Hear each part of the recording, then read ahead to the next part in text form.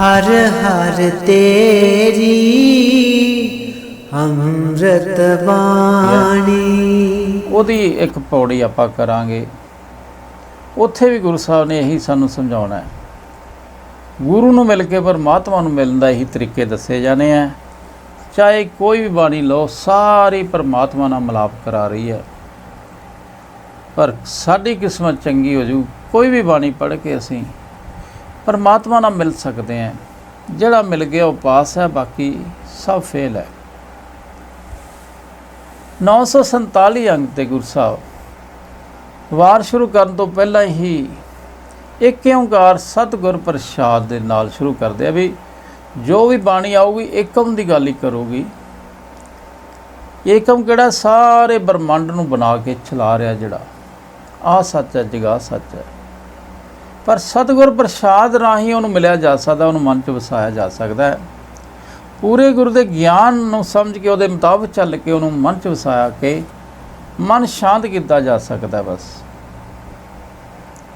ਰਾਮ ਕਲੀ ਕੀ ਵਾਰ ਮਹੱਲਾ ਤੀਜਾ। ਜੋਧੇ ਵੀਰੇ ਪੂਰਬ ਬਾਣੀ ਕੀ ਧੁਨੀ। ਗੁਰੂ ਸਾਹਿਬ ਕਹਿੰਦੇ ਸੁਰ ਤੁਸੀਂ ਲੈਣੀ ਹੈ। ਇਹ ਉਦੋਂ ਸੁਰ ਤੇ ਯੋਧੇ ਤੇ ਵੀਰੇ ਦੀਆਂ ਵਾਰਾਂ ਗਾਈਆਂ ਜਾਂਦੀਆਂ ਸੀ, ਲੋਕ ਗਾਉਂਦੇ ਸੀ, ਬੜਾ ਉਹਨੂੰ ਪਸੰਦ ਕਰਦੇ ਸੀ ਉਸ ਧੁਨ ਨੂੰ। ਗੁਰੂ ਸਾਹਿਬ ਕਹਿੰਦੇ ਧੁਨ ਉਹ ਲੈ ਲਓ, ਪਰ ਗਾਉਣਾ ਮੇਰੀ ਬਾਣੀ ਮੁਤਾਬਕ ਹੈ। ਗਾਉਣਾ ਆਪਾਂ ਪਰਮਾਤਮਾ ਨੂੰ ਆ। ਆਪਾਂ ਇਹ ਯੋਧੇ ਵੀਰੇ ਹੋਰਿਆਂ ਨੂੰ ਨਹੀਂ ਗਾਉਣਾਗਾ। ਅਸੀਂ ਇੱਕੋ ਹੀ ਯੋਧਾ ਪਰਮਾਤਮਾ ਅਕਾਲ ਪੁਰਖ ਉਹਨੂੰ ਗਾਉਣਾ। ਪਰ ਗਾਉਣਾ ਉਹ ਧੁਨੀ 'ਚ ਗਾਉਣਾ, ਕਿਉਂਕਿ ਧੁਨ ਤੁਹਾਨੂੰ ਬੜੀ ਪਸੰਦ ਹੈ। ਧੁਨ ਉਹ ਲੈ ਲਓ। ਫਿਰ ਗੁਰੂ ਸਾਹਿਬ ਕੀ ਕਹਿੰਦੇ? ਸ਼ਲੋਕ ਮਹੱਲਾ ਤੀਜਾ। ਸਤਿਗੁਰ ਸਹਿਜੇ ਦਾ ਖੇਤ ਹੈ, ਜਿਸ ਨੂੰ ਲਾਏ ਭਾਉ। ਨਾਉ ਬੀਜੇ ਨਾਉ ਉਗਵੇ, ਨਾਮੇ ਰਹੇ ਸਮਾਏ। ਹਉਮੈ ਇਹੋ ਬੀਜ ਹੈ, ਸੈਂਸਾ ਗਿਆ ਵਿਲਾਏ। ਨਾ ਕੁਛ ਬੀਜੇ ਨਾ ਉਗਵੇ, ਜੋ ਖਸਮੇ ਸੋ ਖਾਏ। ਅੰਬੇ ਸੇਤੀ ਅੰਬ ਰਲਿਆ, ਬੋੜ ਨਾ ਨਿਕਸਿਆ ਜਾਏ।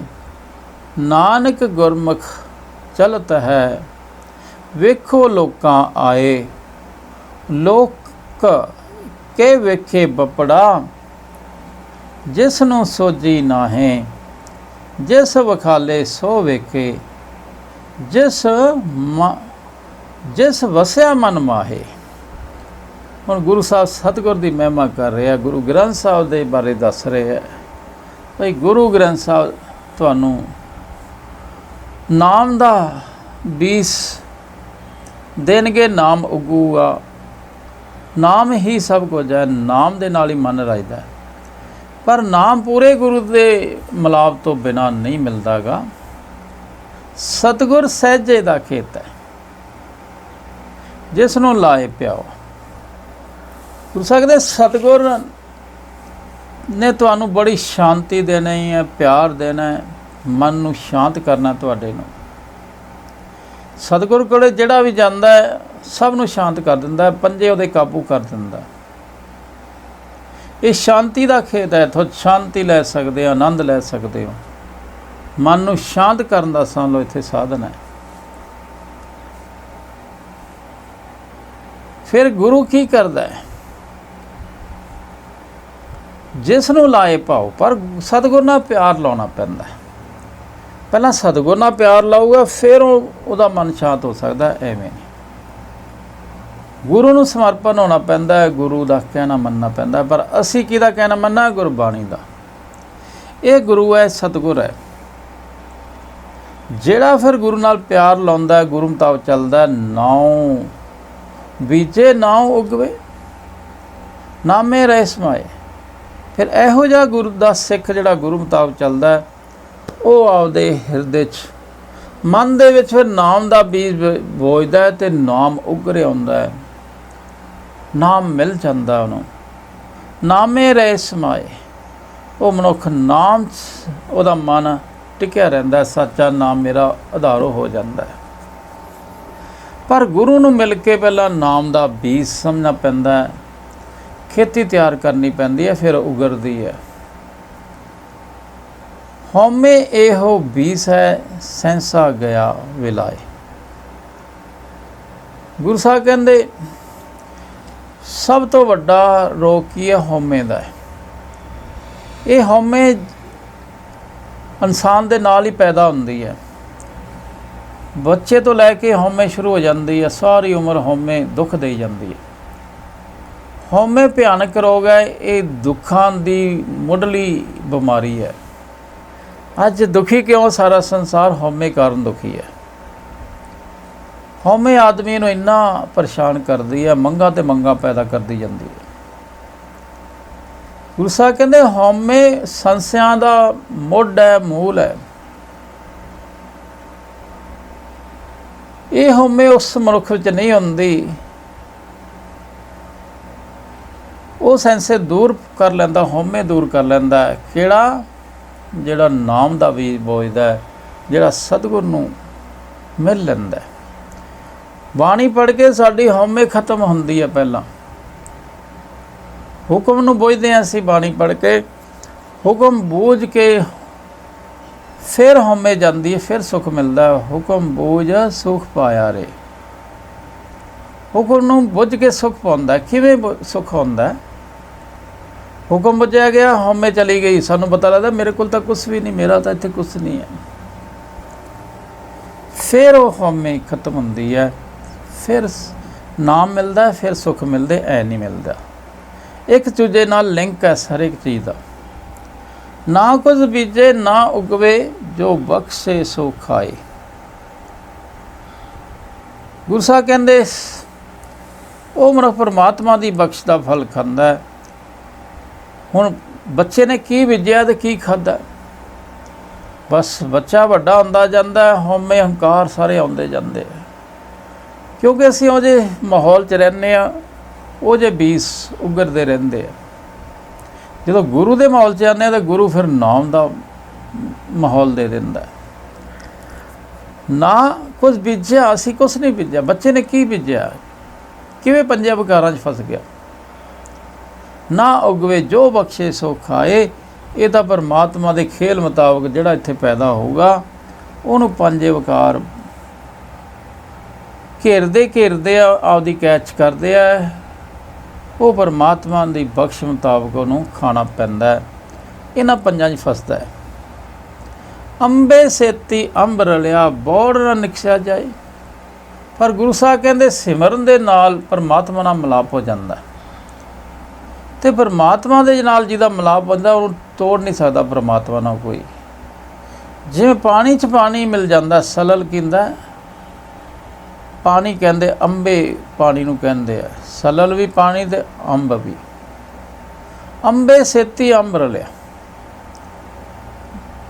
ਦੋ ਤਰ੍ਹਾਂ ਦਾ ਪਾਣੀ ਹੈ, ਦੋ ਘੜੇ ਪਾਣੀ ਦੇ ਆ, ਦੋਵਾਂ ਨੂੰ ਇਕੱਠੇ ਕਰ ਦਿਓ, ਇੱਕ ਮਿਕ ਹੋ ਜਾਂਦੇ। ਦੱਸ ਨਹੀਂ ਸਕਦੇ ਵੀ ਪਹਿਲੇ ਘੜੇ ਦਾ ਪਾਣੀ ਕਿਹੜਾ, ਦੂਜੇ ਦਾ ਕਿਹੜਾ ਹੈ।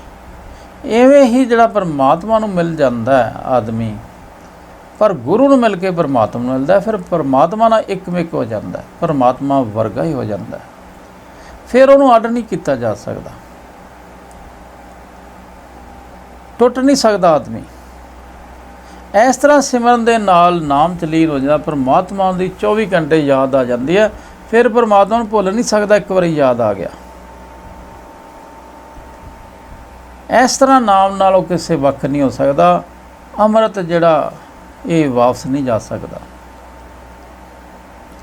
ਕੇਰਾ ਮਨ ਰੱਜ ਗਿਆ, ਭੁੱਖਾ ਨਹੀਂ ਹੋ ਸਕਦਾ। ਕੇਰਾ ਮੇਰਾ ਗੁੱਸਾ ਆਉਣੋਂ ਹਟ ਗਿਆ, ਦੁਬਾਰਾ ਨਹੀਂ ਆਊਗਾ ਜੇ ਨਾਮ ਦੇ ਨਾਲ ਜੁੜਿਆ ਤਾਂ। ਨਾਨਕ ਗੁਰਮੁਖ ਚਲਤ ਹੈ, ਵੇਖੋ ਲੋਕਾ ਆਏ। ਪਰ ਗੁਰੂ ਸਾਹਿਬ ਕਹਿੰਦੇ ਗੁਰਮੁਖ ਬਣ ਕੇ ਹੀ ਇਹ ਇਸ ਅਵਸਥਾ 'ਤੇ ਪਹੁੰਚ ਸਕਦੇ ਆ, ਪਰਮਾਤਮਾ ਨਾਲ ਮਿਲਾਪ ਹੋ ਸਕਦੇ ਆ। ਇਹ ਇੱਕ ਚਲਤ ਹੈ, ਪਰਮਾਤਮਾ ਦਾ ਬਣਾਇਆ ਖੇਲ ਹੈ। ਗੁਰੂ ਮੁਤਾਬਕ ਜਿਹੜਾ ਕੋਈ ਚੱਲੂਗਾ, ਕੋਈ ਪਰਖ ਕੇ ਦੇਖ ਲਵੇ, ਬਾਣੀ ਮੁਤਾਬਕ ਚੱਲੇਗਾ, ਉਹਦਾ ਪਰਮਾਤਮਾ ਨਾਲ ਮਿਲਾਪ 100% ਹੋਣਾ ਹੀ ਹੋਣਾ। ਅਤੇ ਉਹਨੂੰ ਫਿਰ ਦੁਬਾਰਾ ਕੋਈ ਪਰਮਾਤਮਾ ਨਾਲ ਤੋੜ ਨਹੀਂ ਸਕਦਾ, ਭਾਵੇਂ ਉਹਨੂੰ ਸ਼ਹੀਦ ਕਰੇ, ਆਰਿਆਂ ਨਾਲ ਵੱਢ ਕੇ ਸ਼ਹੀਦ ਕਰੇ ਤੇ ਭਾਵਾਂ ਦੇਗਾਂ 'ਚ ਪਾ ਲਏ, ਕੁਛ ਕਰੇ ਖੋਪਰੀ ਤਰਾ ਦੇਵੇ ਤਾਂ ਵੀ ਨਾਮ ਦੇ ਨਾਲ ਟੁੱਟਦੇ ਨਹੀਂ ਹੈ। ਅੱਜ ਵੀ ਸਾਨੂੰ ਕੋਈ ਤੋੜ ਨਹੀਂ ਸਕਦਾ। ਗੁਰੂ ਸਾਹਿਬ ਕਹਿੰਦੇ ਵੇਖੋ ਲੋਕਾਏ, ਗੁਰੂ ਸਾਹਿਬ ਕਹਿੰਦੇ ਪਰਖੇ ਦੇਖ ਲਓ, ਕੰਮ ਕਰਕੇ ਦੇਖੋ ਫਿਰ ਹੀ ਪਤਾ ਲੱਗੂਗਾ। ਪਰ ਲੋਕ ਕਈ ਵੇਖੇ ਬਪੜਾ ਜਿਸ ਨੂੰ ਸੋਝੀ ਨਾਏ, ਪਰ ਗੁਰੂ ਸਾਹਿਬ ਕਹਿੰਦੇ ਇਹਨਾਂ ਦਾ ਪਤਾ ਹੀ ਨਹੀਂ ਬਾਣੀ ਹੈ ਕੀ ਹੈ, ਇਹਨਾਂ ਦਾ ਸੋਝੀ ਕੁਛ ਨਹੀਂ। ਇਹ ਜਗਤ ਵਿਚਾਰਾ, ਇਹ ਤਾਂ ਬਸ ਮਾਇਆ ਦੇ ਮਗਰ ਲੋਭ ਮੋਹ, ਬਸ ਦੁਨੀਆ ਦਾ ਧਨ ਹੀ ਚਾਹੀਦਾ ਇਹਨਾਂ ਨੂੰ। ਤਾਂ ਇਹਨਾਂ ਵਿਚਾਰੇ ਜਗਤ ਕੀ ਵੇਖੇ, ਇਹਨਾਂ ਨੂੰ ਤਾਂ ਸੋਝੀ ਨਹੀਂ ਹੈ। ਬਾਣੀ ਇਹਨਾਂ ਨੇ ਸਮਝਣੀ ਨਹੀਂ ਤੇ ਦੇਖ ਨਹੀਂ ਸਕਦੇ। ਬਾਣੀ ਸਾਨੂੰ ਸਭ ਨੂੰ ਸਮਝਣੀ ਪੈਣੀ ਹੈ ਜੇ ਅਸੀਂ ਇਹ ਕੋਰਸ ਕਰਨਾ ਹੈ, ਜੇ ਮਨ ਨੂੰ ਸ਼ਾਂਤ ਕਰਨਾ ਹੈ, ਜੇ ਮਨ ਨੂੰ ਪਰਮਾਤਮਾ ਨਾਲ ਜੋੜਨਾ ਹੈ। ਬਾਣੀ ਸਭ ਨੂੰ ਖੁਦ ਆਪ ਸਮਝਣੀ ਪੈਣੀ ਹੈ। ਗ੍ਰੰਥ ਸਾਹਿਬ ਨੂੰ ਪੜ੍ਹਨਾ ਸ਼ੁਰੂ ਕਰਨਾ ਪਊਗਾ ਤੇ ਕਮਾਉਣਾ ਵੀ ਪਊਗਾ, ਫਿਰ ਸੋਝੀ ਮਿਲਦੀ ਹੈ। ਜਿਸ ਵਿਖਾਲੇ ਸੋ ਵੇਖੇ, ਜਿਸ ਵਸਿਆ ਮਨ ਮਾਹੇ। ਫਿਰ ਗੁਰੂ ਸਾਹਿਬ ਕਹਿੰਦੇ ਜਿਹੜਾ ਫਿਰ ਰੋਜ਼ ਅਰਦਾਸ ਕਰਦਾ ਵੀ ਮੈਨੂੰ ਬਾਣੀ ਸਮਝ ਆ ਜਾਵੇ, ਉਹਨੂੰ ਫਿਰ ਬਾਣੀ ਸਮਝਾ ਕੇ ਸਾਰਾ ਸਮਝਾ ਦਿੰਦਾ, ਵਿਖਾ ਦਿੰਦਾ। ਉਹਦੇ ਫਿਰ ਮਨ ਦੇ ਵਿੱਚ ਆਪ ਹੀ ਵਸ ਜਾਂਦਾ ਹੈ। ਜਿਹਨੂੰ ਇਹ ਸੋਝੀ ਆ ਜਾਂਦੀ ਹੈ, ਬਾਣੀ ਦੀ ਜਿੱਦਣ ਸੋਝੀ ਆ ਗਈ ਸਾਨੂੰ, ਸਾਰਾ ਬੜਾ ਛੇਤੀ ਇਹੀ ਕੋਰਸ ਹੋ ਜਾਂਦਾ ਹੈ, ਪਰਮਾਤਮਾ ਨਾਲ ਮਿਲਾਪ ਹੋ ਜਾਂਦਾ ਹੈ। ਮਹੱਲਾ ਤੀਜਾ। ਹੁਣ ਇਸ ਪਹਿਲੇ ਸ਼ਲੋਕ 'ਚ ਸਤਿਗੁਰ ਦੀ ਗੱਲ ਕੀਤੀ ਹੈ ਤੇ ਗੁਰਮੁਖ ਦੀ ਗੱਲ ਕੀਤੀ ਹੈ। ਹੁਣ ਦੂਸਰੇ ਸ਼ਲੋਕ ਦੇ ਵਿੱਚ ਮਨਮੁਖ ਦੀ ਗੱਲ ਕਰਦੇ ਆ। ਗੁਰੂ ਮੁਤਾਬਕ ਚੱਲਣ ਵਾਲਾ ਗੁਰਮੁਖ ਹੈ, ਉਹਦੇ ਕੋਲ ਕਿਹੜਾ ਨਾਮ ਦਾ ਬੀਜ ਨਾਲ ਸੁੱਖਾਂ ਦੀ ਮਣੀ ਹੈ। ਪਰ ਮਨਮੁਖ ਕੋਲੇ ਕੀ ਹੈ? ਦੁੱਖਾਂ ਦਾ ਖੇਤ ਹੈ। ਉਹ ਦੁੱਖ ਬੀਜਦਾ ਤੇ ਦੁੱਖ ਹੀ ਖਾਈ ਜਾਂਦਾ। ਮਹੱਲਾ ਤੀਜਾ। ਮਨਮੁਖ ਦੁੱਖ का खेत है, दुख बीजे दुख खाए। दुख विच जम्मे दुख मरे होमे करत विहाए। आवन जान ना सुझई, अंधा अंध कमाए। जो देवे तिसे तिसे ना जानई, दिते को लपटाए। नानक पूर्व लिखिया कमावना, ਅਵਰ ਨਾ ਕਰਨਾ ਜਾਏ। ਪਰ ਗੁਰੂ ਸਾਹਿਬ ਕਹਿੰਦੇ ਭਾਈ ਜਿਹੜੇ ਮਨ ਦੇ ਮਗਰ ਹੀ ਚੱਲਦੇ ਰਹਿੰਦੇ, ਆਦੀ ਮੱਤ 'ਤੇ ਚੱਲਦੇ ਰਹਿੰਦੇ ਆ, ਗੁਰੂ ਦੀ ਮੱਤ 'ਤੇ ਨਹੀਂ ਚੱਲਦੇ, ਉਹਨਾਂ ਕੋਲ ਤਾਂ ਦੁੱਖਾਂ ਦਾ ਖੇਤ ਹੀ ਹੈ ਤੇ ਦੁੱਖਾਂ ਦੀ ਫਸਲ ਬੀਜਦੇ ਰਹਿੰਦੇ, ਵੱਢਦੇ ਰਹਿੰਦੇ, ਦੁੱਖ ਹੀ ਆਈ ਜਾਂਦੇ, ਹੋਰ ਦੁਖੀ ਹੋ ਜਾਂਦੇ ਭਾਵੇਂ ਜਿੰਨਾ ਮਰਜ਼ੀ ਧਨ ਆਈ ਜਾਵੇ ਉਹਨਾਂ ਕੋਲੇ। ਮਨਮੁਖ ਆਪਦੇ ਮਨ 'ਚ ਕੀ ਬੀਜਦਾ? ਦੁੱਖਾਂ ਦਾ ਖੇਤ ਹੈ ਤੇ ਮਨ 'ਚ ਦੁੱਖ ਹੀ ਬੀਜਦਾ ਹੈ ਤੇ ਦੁੱਖ ਹੀ ਵਰਖਾਉਂਦਾ, ਸਾਰੀ ਉਮਰ ਦੁਖੀ ਰਹਿੰਦਾ। ਦੁੱਖ ਵਿੱਚ ਜੰਮੇ ਦੁੱਖ ਮਰੇ, ਹਉਮੈ ਕਰਤ ਵਿਹਾਏ। ਕਹਿੰਦਾ ਉਹ ਸਾਰੀ ਉਮਰ ਹਉਮੈ ਦੇ ਕਾਰਨ ਉਹ ਦੁੱਖਾਂ 'ਚ ਜੰਮਦਾ ਤੇ ਦੁੱਖ 'ਚ ਰਹਿੰਦੇ ਹੀ ਮੌਤ ਹੋ ਜਾਂਦੀ। ਇੱਕ ਸਕਿੰਟ ਵੀ ਕਦੇ ਸੁਖੀ ਨਹੀਂ ਹੁੰਦਾ। ਕਿਉਂ? ਹਉਮੈ ਹੀ ਜਿਹੜੀ ਹੈ ਉਹ ਦੁੱਖ ਦਿੰਦੀ ਹੈ। ਹਉਮੈ ਉਹਦੀ ਸਮਝ ਨਹੀਂ ਆਉਂਦੀ, ਉਹਦੀ ਹਉਮੈ ਹੋਰ ਵੱਧਦੀ ਜਾਂਦੀ ਹੈ। ਪਰ ਗੁਰੂ ਗ੍ਰੰਥ ਸਾਹਿਬ ਦੇ ਸਿੱਖ 'ਚ ਹਉਮੈ ਨਹੀਂ ਹੁੰਦੀ, 0% ਹੁੰਦੀ ਹੈ। ਹਉਮੈ ਦੁੱਖਾਂ ਦਾ ਖੇਤ ਹੈ। ਅੱਜ ਦੁਖੀ ਕਿਉਂ? ਸਾਰੇ ਅਸੀਂ ਹਉਮੈ 'ਚ ਹੈ। ਸਾਡਾ ਸਰੀਰ ਬਣਦਾ ਨਾਲ ਹੀ ਹਉਮੈ ਵਿੱਚ ਭਰੀ ਜਾਂਦੀ ਹੈ। ਇਹਦੇ ਪਰਮਾਤਮਾ ਦਾ ਖੇਲ ਹੈ। ਪਰ ਗੁਰੂ ਆ ਕੇ 'ਚੋਂ ਹਉਮੈ ਕੱਢਦਾ। ਪਰ ਗੁਰੂ ਨੂੰ ਸਮਰਪਣ ਹੋਣਾ ਪੈਂਦਾ, ਗੁਰੂ ਤੋਂ ਵਾਰਨੇ ਕਰਨੇ ਪੈਂਦੇ, ਗੁਰੂ ਨੂੰ ਸੀਸ ਦੇਣਾ ਪੈਂਦਾ, ਤਨ ਮਨ ਦੇਣਾ ਪੈਂਦਾ ਗੁਰੂ ਨੂੰ। ਫਿਰ ਗੁਰੂ ਸਾਡੀ ਹਉਮੈ ਕੱਢਦਾ ਤੇ ਨਾਮ ਦਿੰਦਾ। ਗੁਰੂ ਸਾਹਿਬ ਕਹਿੰਦੇ ਜਿਹੜੇ ਮਨ ਮਗਰ ਚੱਲਦੇ ਉਹ ਤਾਂ ਫਿਰ ਦੁੱਖ ਹੀ ਬੀਜੀ ਜਾਂਦੇ, ਦੁੱਖ ਹੀ ਸਾਰੀ ਉਮਰ ਦੁੱਖਾਂ ਦੇ ਵਿੱਚ ਜੀਵਨ ਬਤੀਤ ਕਰਕੇ ਫੇਲ ਹੋ ਕੇ ਚਲੇ ਜਾਂਦੇ ਆ।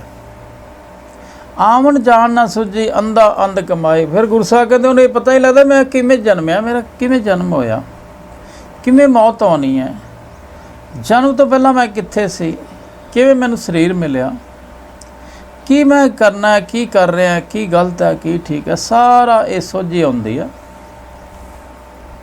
ਗੁਰੂ ਸਾਹਿਬ ਕਹਿੰਦੇ ਜਿਹੜੇ ਬਾਣੀ ਨਹੀਂ ਸਮਝਦੇ ਕਮਾਉਂਦੇ ਉਹਨਾਂ ਨੂੰ ਬਿਲਕੁਲ ਸੋਝੀ ਨਹੀਂ ਆਉਂਦੀ। ਬਾਣੀ ਪੜ੍ਹਦੇ ਅੰਧੇ ਅੰਧ ਕਮਾਉਂਦੇ ਰਹਿੰਦੇ। ਗੁਰੂ ਸਾਹਿਬ ਕਹਿੰਦੇ ਹਉਮੈ ਨਹੀਂ ਕਰਦੀ, ਹਉਮੈ ਕਰਦਾ ਰਹਿੰਦਾ। ਗੁਰੂ ਸਾਹਿਬ ਕਹਿੰਦੇ ਆਪਾਂ ਰਜਾ ਚੱਲਣਾ, ਉਹ ਰਜਾ ਦੀ ਬਜਾਏ ਮੰਗਾ ਹੀ ਮੰਗਦਾ ਰਹਿੰਦਾ। ਅੰਧਾ ਅੰਧ ਕਮਾਉਂਦਾ ਰਹਿ ਗਿਆ। ਉਹਨੂੰ ਆਉਣ ਜਾਣ ਦੀ ਸਮਝ ਨਹੀਂ ਆਉਂਦੀ ਵੀ ਕੀ ਹੈ ਦੁਨੀਆ, ਜੀ ਕਿਵੇਂ ਪੈਦਾ ਹੁੰਦਾ, ਕਿਵੇਂ ਉਹਦਾ ਜੀਵਨ ਬਤੀਤ ਕਰਦਾ ਅਤੇ ਮੌਤ ਤੋਂ ਬਾਅਦ ਕਿੱਥੇ ਚਲਾ ਜਾਂਦਾ, ਦੁਬਾਰਾ ਕਿਵੇਂ ਜਨਮ ਹੁੰਦਾ। ਇਹ ਬਾਣੀ ਸਭ ਕੁਝ ਸਮਝਾ ਦਿੰਦੀ ਹੈ। ਪਰ ਜਿਹੜੇ ਮਨ ਮਗਰ ਚੱਲਦੇ ਆ, ਬਾਣੀ ਨਹੀਂ ਚੱਲਦੇ, ਉਹ ਅੰਧੇ ਹੀ ਰਹਿੰਦੇ, ਅੰਧ ਕਮਾਉਂਦੇ ਰਹਿੰਦੇ ਆ, ਦੁੱਖ ਹੀ ਰਹਿੰਦੇ ਆ। ਕਿਉਂ? ਕਹਿੰਦੇ ਜੋ ਦੇਵੇ ਤਿਸ ਨਾ ਜਾਣਨੀ। ਕਹਿੰਦਾ ਜਿਹਨੇ ਪਹਿਲਾਂ ਤੇ ਦੇਖੋ ਤੁਹਾਨੂੰ ਸਰੀਰ ਕਿਹਨੇ ਦਿੱਤਾ ਸੀ, ਉਹਨੂੰ ਜਾਣਿਆ ਹੀ ਨਹੀਂ। ਜਿਹਨੇ ਦੁਨੀਆ ਦਾ ਧਨ ਦੌਲਤ ਦਿੱਤਾ, ਪਰਿਵਾਰ ਦਿੱਤਾ, ਉਹਨੂੰ ਜਾਣਿਆ ਹੀ ਨਹੀਂ। ਧਨ ਦੌਲਤ ਨੂੰ ਜਾਣ ਲਿਆ, ਪਰਿਵਾਰ ਨੂੰ ਜਾਣ ਲਿਆ, ਪਰ ਦੇਣ ਵਾਲੇ ਨੂੰ ਨਹੀਂ ਜਾਣਿਆ। ਜੋ ਦੇਵੇ, ਮੈਂ ਬੋਲ ਰਿਹਾ ਮੇਰੇ ਕੋਲ ਕੀ ਹੈ, ਪਹਿਲਾਂ ਤਾਂ ਸਰੀਰ ਹੈ, ਇਹਦਾ ਵਧੀਆ ਮੈਨੂੰ ਸਰੀਰ ਦਿੱਤਾ ਉਹਨੇ, ਫਿਰ ਅੰਦਰ ਜੀਵ ਹੈ ਜਿਹਦੇ 'ਤੇ ਸਰੀਰ ਚੱਲ ਰਿਹਾ, ਬੋਲ ਰਿਹਾ। ਜਿਹੜੇ ਜੀ ਨੇ ਨਿਕਲਣਾ ਅਤੇ ਸਰੀਰ ਨੇ ਡਿੱਗਣਾ। ਫਿਰ ਕਿੰਨਾ ਧਨ ਦੌਲਤ ਦਿੱਤਾ, ਪਰਿਵਾਰ ਮਿਲਿਆ, ਹੋਰ ਕਿਹਨੇ ਦਿੱਤਾ? ਉਹ ਪਰਮਾਤਮਾ ਨੇ ਦਿੱਤਾ। ਉਹਨੂੰ ਕਹਿੰਦਾ ਜਾਣਿਆ ਹੀ ਨਹੀਂ ਤੂੰ। ਪਰ ਦਿੱਤੇ ਕੋ ਲਪਟਾਏ, ਦੇਣ ਵਾਲੇ ਨੂੰ ਛੱਡ ਕੇ ਉਹਦੀ ਦਾਤ ਨਾਲ ਲੱਗ ਗਏ ਸੀ। ਜ਼ਮੀਨਾਂ ਨਾਲ ਜੁੜ ਗਏ, ਜ਼ਮੀਨਾਂ ਦੇਣ ਵਾਲੇ ਨਾਲ ਨਹੀਂ ਜੁੜੇ। ਜ਼ਮੀਨ ਬਣਾਈ ਕਿਨੇ, ਧਰਤੀ ਬਣਾਈ ਕਿਨੇ, ਉਹ ਦੇਖਣਾ ਸੀ।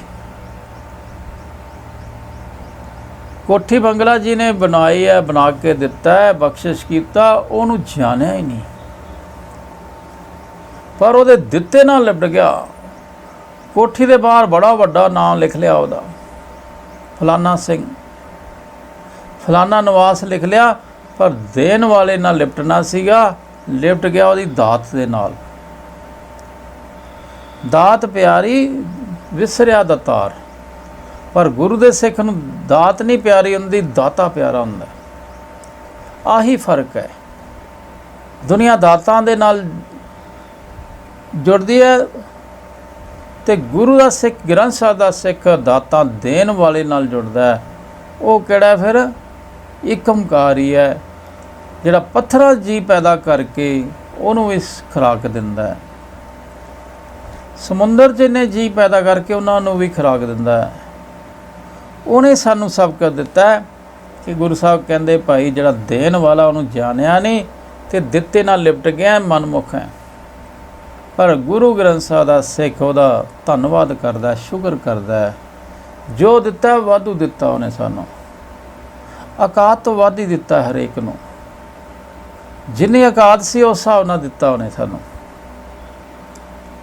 ਪਰ ਗੁਰੂ ਸਾਹਿਬ ਕਹਿੰਦੇ ਭਾਈ ਮਨਮੁਖ ਕਿਹੜਾ ਹੈ?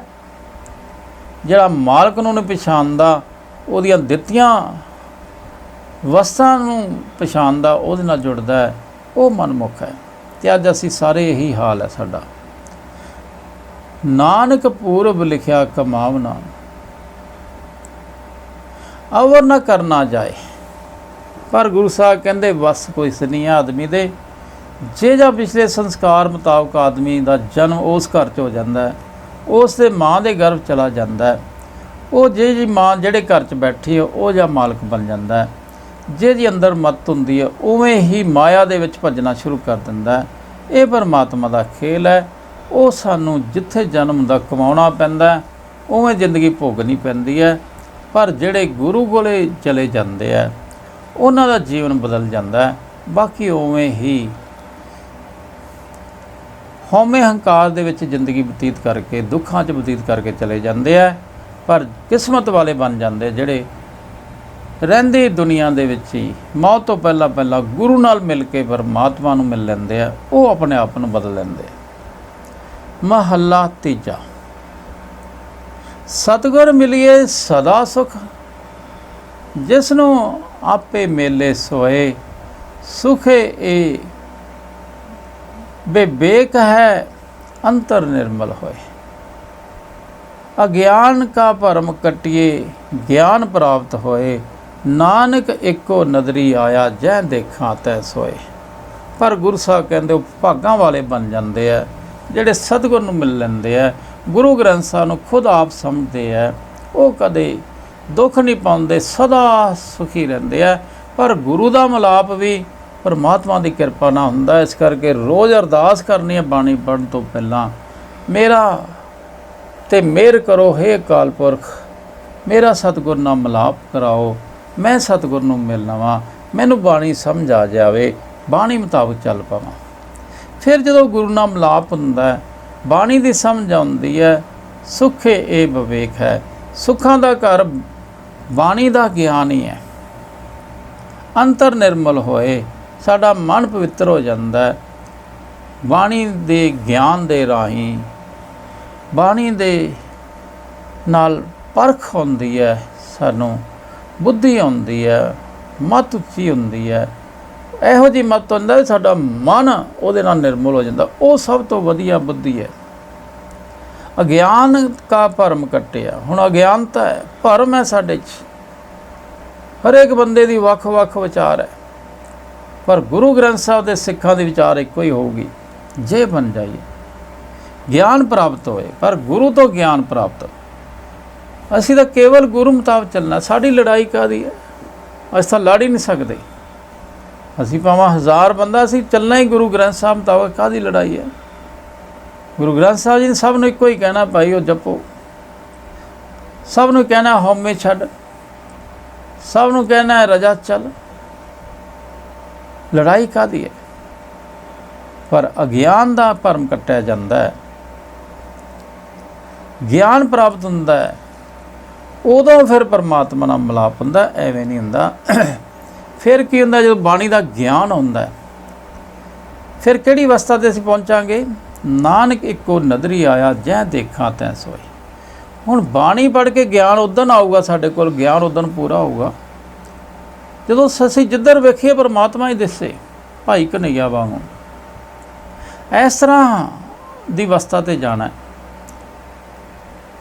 ਬਸ ਜਿਨ੍ਹਾਂ ਨੂੰ ਸਭ ਥਾਂ ਪਰਮਾਤਮਾ ਦਿਸਣ ਲੱਗ ਗਿਆ, ਸਭ ਲੋਕ ਗੁਰੂ ਨਾਲ ਮਿਲਾਪ ਹੋ ਗਿਆ, ਉਹਦਾ ਭਰਮ ਕੱਟੇ ਗਏ, ਗਿਆਨ ਆ ਗਿਆ। ਉਹ ਫਿਰ ਬੜਾ 1 ਸਕਿੰਟ 'ਚ ਜੁੜ ਸਕਦਾ ਉਹਦੇ ਨਾਲ। ਫਿਰ ਪੌੜੀ 'ਚ ਗੁਰੂ ਸਾਹਿਬ ਕੀ ਕਹਿ ਰਹੇ ਹੈ? ਸੱਚੇ ਤਖਤ ਰਚਾਇਆ ਬੈਸਨ ਕੋ ਜਾਈ, ਸਭ ਕੁਝ ਆਪੇ ਆਪ ਹੈ ਗੁਰ ਸ਼ਬਦ ਸੁਨਾਈ। ਗੁਰੂ ਸਾਹਿਬ ਕਹਿੰਦੇ ਗੁਰੂ ਦੇ ਸ਼ਬਦ ਰਾਹੀਂ ਫਿਰ ਪਤਾ ਲੱਗਦਾ ਵੀ ਪਰਮਾਤਮਾ ਦਾ ਸਾਰਾ ਇਹ ਸੰਸਾਰ ਬਣਾਇਆ ਇੱਕ ਖੇਲ ਹੈ। ਉਹ ਆਪ ਸਦਾ ਰਹਿਣ ਵਾਲਾ, ਉਹ ਆ ਸੱਚ ਜਗਾ ਸੱਚ ਹੈ। ਉਹਨੇ ਹੀ ਇਹ ਜਗਤ ਰੂਪੀ ਇੱਕ ਤਖਤ ਬੈਠਣ ਲਈ ਥਾਂ ਬਣਾਇਆ। ਆ ਸਾਡੇ ਸਰੀਰ ਪਰਮਾਤਮਾ ਨੇ ਆਪਦੇ ਬੈਠਣ ਲਈ ਬਣਾਏ ਹੈ, ਸਭ ਦੇ 'ਚ ਵਸਣ ਲਈ ਬਣਾਇਆ, ਪਰ ਅਸੀਂ ਇਹਦੇ 'ਚ ਕਾਮ ਕ੍ਰੋਧ ਲੋਭ ਵਸਾਤਾ। ਸਭ ਕੁਝ ਆਪੇ ਆਪ ਹੈ ਗੁਰ ਸ਼ਬਦ ਸੁਨਾਈ। ਪਰ ਗੁਰੂ ਦੇ ਸ਼ਬਦ ਰਾਹੀਂ, ਬਾਣੀ ਰਾਹੀਂ ਇਹ ਸਾਰਾ ਕੁਛ ਆਪ ਸਮਝਾਉਂਦਾ। ਉਹ ਬਾਣੀ 'ਚ ਜੋ ਸਮਝਾ ਰਿਹਾ ਉਹ ਆਪ ਸਮਝਾ ਰਿਹਾ ਪਰਮਾਤਮਾ। ਗੁਰੂ ਦੇ ਸਿੱਖ ਨੂੰ ਹਰੇਕ ਚੀਜ਼ ਦੀ ਸਮਝ ਆ ਜਾਂਦੀ ਹੈ ਬਾਣੀ ਦੇ ਰਾਹੀਂ, ਤੇ ਗੁਰੂ ਦੇ ਰਾਹੀਂ ਪਰਮਾਤਮਾ ਹੀ ਸਮਝਾ ਰਿਹਾ ਸਾਨੂੰ। ਆਪੇ ਕੁਦਰਤ ਸਾਜੀਆਂ ਕਰ ਮਹਿਲ ਸਰਾਈ। ਫਿਰ ਬਾਣੀ ਪੜ੍ਹ ਕੇ ਪਤਾ ਲੱਗਦਾ ਵੀ ਸਾਰੀ ਕੁਦਰਤ ਉਸ ਪਰਮਾਤਮਾ ਨੇ ਪੈਦਾ ਕੀਤੀ ਹੈ। ਪਹਿਲਾਂ ਹਵਾ ਬਣਾਈ, ਪਾਣੀ ਬਣਾਇਆ, ਅੱਗ ਬਣਾਈ, ਫਿਰ ਧਰਤੀ ਸੂਰਜ ਬਣਾ ਕੇ, ਦਿਨ ਰਾਤ ਬਣਾ ਕੇ, ਫਿਰ ਜੀ ਜੰਤ ਪੈਦਾ ਕੀਤੇ ਹੈ। ਇਹ ਸਾਰੇ ਉਹਦੇ ਚੋਜ ਹੈ। ਕਰ ਮਹਿਲ ਬਣਾਈ, ਸਾਰੇ ਚੀਜ਼ ਬਣਾ ਕੇ, ਕੀੜੇ ਮਕੌੜੇ ਦਰਖਤ ਬਣਾਤੇ, ਫਿਰ ਇਨਸਾਨ ਬਣਾ। ਇਨਸਾਨ ਨੇ ਫਿਰ ਇਹ ਕੀ ਬਣਾਤਾ? ਇੱਥੇ ਮਹਿਲ ਮਾੜੀਆਂ ਬਣਾ ਦਿੱਤੀਆਂ। ਇਨਸਾਨ ਨੂੰ ਬਣਾਇਆ ਤਾਂ ਇਹ ਜਾ ਕੇ ਸਾਇੰਸ ਆਈ ਹੈ, ਐਵੇਂ ਨਹੀਂ ਆਈ। ਇਹ ਸਾਰੀ ਬੰਤ ਹੁੰਦੀ ਹੈ। ਫਿਰ ਕਹਿੰਦੇ ਚੰਦ ਸੂਰਜ ਦੋਏ ਚੰਨ ਨੇ ਪੂਰੀ ਬੰਤ ਬਣਾਈ। ਕਹਿੰਦੇ ਇਸ ਧਰਤੀ 'ਤੇ ਜੇ ਚੰਦ ਤੇ ਸੂਰਜ ਨਾ ਹੋਣ ਤਾਂ ਲਾਈਟ ਨਹੀਂ ਮਿਲ ਸਕਦੀ। ਲਾਈਟ ਤੋਂ ਬਿਨਾਂ ਆਦਮੀ ਜਿੰਦਾ ਨਹੀਂ ਰਹਿ ਸਕਦਾ, ਕੋਈ ਵੀ ਜੀਵ ਜਿੰਦਾ ਨਹੀਂ ਰਹਿ ਸਕਦਾ। ਪੂਰੀ ਬੰਤ ਬਣਾਈ, ਜਿਹੜੀ ਚੀਜ਼ ਚਾਹੀਦੀ ਸੀ ਬਣਾਈ ਹੈ। ਹੁਣ ਸੂਰਜ ਤੇ ਚੰਦਰਮਾ ਇਸ ਧਰਤੀ ਦੇ ਜੀਆਂ ਨੂੰ ਚਾਨਣ ਦੇਣ ਵਾਸਤੇ, ਅੱਗ ਦੇਣ ਵਾਸਤੇ। ਸੂਰਜ ਦੀ ਰੋਸ਼ਨੀ ਆਪਣੀ, ਚੰਦ ਦੀ ਰੋਸ਼ਨੀ ਆਪਦੀ ਨਹੀਂ, ਉਹ ਸੂਰਜ ਤੋਂ ਲੈ ਕੇ ਦਿੰਦਾ। ਉਹ ਸਿਰਫ ਸਾਨੂੰ ਲਾਈਟ ਦੇਣ ਵਾਸਤੇ। ਉੱਥੇ ਕੋਈ ਜੀਵਨ ਨਹੀਂ ਹੈ, ਉੱਥੇ ਜੀਵਨ ਨਹੀਂ ਹੋ ਸਕਦਾ, ਉੱਥੇ ਆਦਮੀ ਨਹੀਂ ਜਿੰਦਾ ਰਹਿ ਸਕਦਾ। ਸਾਇੰਸ ਜਿੰਨੀ ਮਰਜ਼ੀ ਕਰ ਲੇ, ਨਹੀਂ ਉੱਥੇ ਕੋਈ ਰਹਿ ਸਕਦਾ। ਉੱਥੇ ਤਾਂ ਇਕੱਲੀ ਲਾਈਟ ਦੇਣੀ ਆ ਉਹਨੇ ਚੰਦਰਮਾ ਤੋਂ ਦੇ ਕੇ ਬਸ। ਸੂਰਜ 'ਤੇ ਵੀ ਕਿਵੇਂ ਰਹਿ ਜਾਊਗਾ? ਸੂਰਜ 'ਤੇ ਇੰਨੀ ਹੀਟ ਉੱਥੇ ਤਾਂ ਰਹਿ ਹੀ ਨਹੀਂ ਸਕਦਾ। ਉਹੀ ਹੀਟ ਉੱਥੋਂ ਆਉਂਦੀ ਹੈ, ਉਹ ਹੀਟ ਸਾਡੀ ਧਰਤੀ ਨੂੰ ਦਿੰਦਾ ਚੰਦਰਮਾ ਵੀ। ਚੰਦ ਸੂਰਜ ਦੋ ਚੰਨ ਨੇ ਪੂਰੀ ਬੰਤ ਬਣਾਈ। ਸਾਰਾ ਹਰੇਕ ਚੀਜ਼, ਇੰਨੀ ਵੀ ਚੀਜ਼ ਕਮੀ ਨਹੀਂ। ਜੋ ਕੀਤਾ ਇੱਕੋ ਵਾਰ ਹੀ, ਇੱਕ ਵਾਰ ਪਾਦਾ ਰੀਸਰਕਲ ਹੋ ਹੀ ਜਾਂਦਾ। ਪਾਣੀ ਇੰਨਾ ਬਣਾਤਾ, ਪਾਣੀ ਘੁੰਮੀ ਜਾਂਦਾ, ਕਦੇ ਪਾਣੀ ਖਤਮ ਨਹੀਂ ਹੁੰਦਾ। ਬਸ ਇੱਕ ਤੋਂ ਸ਼ਿਫਟ ਹੁੰਦਾ ਇੱਕ ਤੋਂ ਦੂਜੇ ਥਾਂ 'ਤੇ। ਐਸੇ ਤਰ੍ਹਾਂ ਹੀ ਕੋਈ ਚੀਜ਼ ਖਤਮ ਨਹੀਂ ਹੁੰਦੀ ਇੱਥੇ, ਪੂਰੀ ਬੰਤ ਬਣਾਈ ਆ ਉਹਦੀ। ਆਪੇ ਵੇਖੇ ਸੁਣੇ ਆਪ ਗੁਰ ਸ਼ਬਦ ਧਿਆਈ। ਆਪ ਹੀ ਫਿਰ ਆਪਦੇ ਜੀਆਂ ਨੂੰ ਵੇਖਦਾ ਹੈ ਵੀ ਇਹ ਕਿਵੇਂ ਮਾਇਆ ਨਾਲ ਘੁਲਦੇ, ਕਿਵੇਂ ਮਾਇਆ ਨੂੰ ਜਿੱਤਦੇ ਹੈ। ਪਰ ਜਿਹੜਾ ਗੁਰੂ ਦੇ ਸ਼ਬਦ ਨਾਲ ਜੁੜਦਾ ਹੈ, ਉਹਨੂੰ ਪਰਮਾਤਮਾ ਦੀ ਸਮਝ ਆ ਜਾਂਦੀ ਹੈ। ਉਹ ਪਰਮਾਤਮਾ ਨੂੰ ਧਿਆ ਕੇ ਉਹਦੇ ਨਾਲ ਜੁੜ ਕੇ ਇਹ ਆਪਦਾ ਜੀਵਨ ਸਫਲ ਕਰ ਲੈਂਦਾ ਹੈ। ਇਹ ਪਰਮਾਤਮਾ ਆਪ ਵੇਖ ਰਿਹਾ, ਆਪ ਹੀ ਸੁਣ ਰਿਹਾ। ਆਪੇ ਵੇਖੇ ਸੁਣੇ ਆਪ ਗੁਰ ਸ਼ਬਦ ਧਿਆਈ। ਪਰ ਉਸ ਪਰਮਾਤਮਾ ਨੂੰ ਜਿਹਨੇ ਇੰਨਾ ਕੁਛ ਬਣਾਇਆ, ਸਾਨੂੰ ਵੇਖ ਵੀ ਰਿਹਾ, ਸੁਣ ਰਿਹਾ, ਪਰ ਗੁਰੂ ਦੇ ਸ਼ਬਦ ਰਾਹੀਂ ਅਸੀਂ ਉਹਨੂੰ ਧਿਆਉਣਾ ਹੈ, ਉਹਦੇ ਨਾਲ ਪਿਆਰ ਪਾਉਣਾ, ਉਹਨੂੰ ਮਨ 'ਚ ਵਸਾਉਣਾ ਹੈ। ਇਹ ਸਾਡੀ ਮੰਜ਼ਿਲ ਹੈ। ਬਾਕੀ ਸਭ ਉਹਨੇ ਕਰਨਾ ਹੈ। ਅਸੀਂ ਸਿਰਫ ਬਾਣੀ ਪੜ੍ਹ ਕੇ ਪਰਮਾਤਮਾ ਨੂੰ ਸਮਝ ਕੇ ਉਹਦੇ ਨਾਲ ਪਿਆਰ ਪਾਉਣਾ, ਉਹਦੀਆਂ ਸਿਫਤਾਂ ਕਰ ਕਰਕੇ ਉਹਨੂੰ ਮਨ 'ਚ ਵਸਾ ਕੇ ਇਹ ਮਨ ਨੂੰ ਸ਼ਾਂਤ ਕਰਨਾ ਹੈ, ਮਨ ਨੂੰ ਰਜ਼ਾਉਣਾ ਹੈ। ਮਨ ਨੂੰ ਰਜ਼ਾਉਣ ਵਾਸਤੇ ਅਸੀਂ ਬਾਣੀ ਪੜ੍ਹਦੇ ਹਾਂ। ਪਰ ਮਨ ਨਾਮ ਦੇ ਨਾਲ ਰਜਦਾ ਹੈ। ਉਹ ਨਾਮ ਗੁਰੂ ਦੇ ਰਾਹੀਂ ਲਿਆ ਜਾਂਦਾ ਹੈ, ਗੁਰੂ ਮੁਤਾਬਕ ਚੱਲ ਕੇ ਲਿਆ ਜਾਂਦਾ ਹੈ। ਜਿਹੜਾ ਗੁਰੂ ਮੁਤਾਬਕ ਚੱਲਦਾ ਉਹਦੇ 'ਤੇ ਨਾਮ ਦੀ ਬਖਸ਼ਿਸ਼ ਹੁੰਦੀ ਹੈ, ਦੂਜੇ 'ਤੇ ਨਾਮ ਦੀ ਬਖਸ਼ਿਸ਼ ਨਹੀਂ ਹੋ ਸਕਦੀ। ਪਰ ਉਹ ਕਰੋੜਾਂ 'ਚੋਂ ਕੋਈ ਵਿਰਲੇ ਆ ਜਿਹੜੇ ਨਾਮ ਨੂੰ ਲੈਂਦੇ ਆ, ਮਨ ਨੂੰ ਸ਼ਾਂਤ ਕਰਦੇ ਆ। ਕਿਉਂਕਿ ਬਾਣੀ ਮੁਤਾਬਕ ਚੱਲਣ ਵਾਲੇ ਬਹੁਤ ਘੱਟ ਹੈਗੇ ਆ। ਕਰੋੜਾਂ 'ਚ ਕੋਈ ਵਿਰਲੇ ਹੀ ਆ ਜਿਹੜੇ ਬਾਣੀ ਮੁਤਾਬਕ ਚੱਲਦੇ ਆ। ਬਾਣੀ ਸਮਝਦਾ ਹੀ ਨਹੀਂ, ਚੱਲਣਾ ਤਾਂ ਬਹੁਤ ਦੂਰ ਦੀ ਗੱਲ ਹੈ। ਜਦੋਂ ਅਸੀਂ ਬਾਣੀ ਮੁਤਾਬਕ ਚੱਲਣਾ ਸਿੱਖਾਂਗੇ, ਬਾਣੀ ਵੀ ਸਮਝ ਆ ਜਾਂਦੀ ਹੈ, ਸਭ ਕੁਝ ਆ ਜਾਂਦੀ ਹੈ। ਕੋਸ਼ਿਸ਼ ਕਰਨ ਦੇ ਨਾਲ ਸਭ ਕੁਝ ਹੁੰਦਾ ਹੈ। ਅਰਦਾਸਾਂ ਕਰਨ ਦੇ ਨਾਲ ਮਿਲ ਜਾਂਦਾ ਹੈ, ਗੁਰੂ ਨਾਲ ਮਿਲਾਪ ਹੋ ਜਾਂਦਾ ਹੈ। ਇਹ ਅਸੀਂ ਰਾਮਕਲੀ ਰਾਗ ਦੇ ਵਿੱਚ ਵਾਰ ਦੀ ਪਹਿਲੀ ਪੌੜੀ ਕੀਤੀ ਹੈ। 3 ਸ਼ਲੋਕ ਹੈ। ਗੁਰਮੁਖ ਅਤੇ ਮਨਮੁਖ ਦਾ ਮੁਕਾਬਲਾ ਕੀਤਾ ਗਿਆ। ਮਨਮੁਖ ਤਾਂ ਅਸੀਂ ਹੈਗੇ ਹਾਂ, ਹੁਣ ਗੁਰਮੁਖ ਬਣਨਾ ਹੈ। ਗੁਰੂ ਗ੍ਰੰਥ ਸਾਹਿਬ ਦੀ ਬਾਣੀ ਸਮਝ ਕੇ, ਬਾਣੀ ਮੁਤਾਬਕ ਚੱਲ ਕੇ ਨਾਮ ਪ੍ਰਾਪਤ ਕਰਨਾ ਹੈ। ਨਾਮ ਹੀ ਬਹੁਤ ਵੱਡੀ ਪਾਵਰ ਹੈ। ਉਸ ਦੇ ਨਾਲ ਬੜੇ ਸੁੱਖ ਮਿਲਦੇ ਹੈ। ਨਹੀਂ ਤਾਂ 24 ਘੰਟੇ ਦੁਖੀ ਰਹਿੰਦਾ ਆਦਮੀ। ਅਸੀਂ ਦੁੱਖਾਂ ਤੋਂ ਨਿਕਲ ਕੇ ਸੁੱਖਾਂ ਵਾਲੀ ਕਲਾਸ 'ਚ ਜਾਣਾ, ਘਰ 'ਚ ਜਾਣਾ ਹੈ। ਪਰ ਗੁਰੂ ਦੀ ਉਂਗਲ ਫੜ ਕੇ ਜਾ ਸਕਦੇ ਹਾਂ। ਆਓ ਗ੍ਰੰਥ ਸਾਹਿਬ ਨੂੰ ਆਪ ਸਾਰੇ ਸਮਝੀਏ, ਬਾਣੀ ਮੁਤਾਬਕ ਚੱਲੀਏ, ਤਾਂ ਕਿ ਅਸੀਂ ਸੁਖੀ ਹੋ ਸਕੀਏ। ਇਹ ਸ਼ਬਦ ਪੜ੍ਹਦਿਆਂ ਤੋਂ, ਵਿਚਾਰਾਂ ਕਰਦਿਆਂ ਤੋਂ ਹੋਈਆਂ ਲੱਖਾਂ ਕਰੋੜਾਂ ਗਲਤੀਆਂ ਸਾਧ ਸੰਗਤ ਦੀ ਅਣਜਾਣ ਜਾਣ ਕੇ ਬਖਸ਼ ਲੈਣਾ। ਕੁਛ ਆਉਂਦਾ ਜਾਂਦਾ ਨਹੀਂ ਹੈ।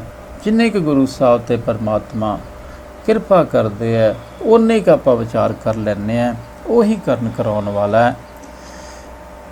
ਇਹਨਾਂ ਕਹਿੰਦੇ ਖਿਮਾ ਦੇ ਜਾਜਕ ਹੈ। ਹੋਈਆਂ ਭੁੱਲਾਂ ਦੀ ਵਾਰ-ਵਾਰ ਮਾਫੀ ਚਾਹੁੰਦੇ ਹਾਂ। ਵਾਹਿਗੁਰੂ ਜੀ ਕਾ ਖਾਲਸਾ, ਵਾਹਿਗੁਰੂ ਜੀ ਕੀ ਫਤਿਹ। ਸੁਖ ਗਾਤੇ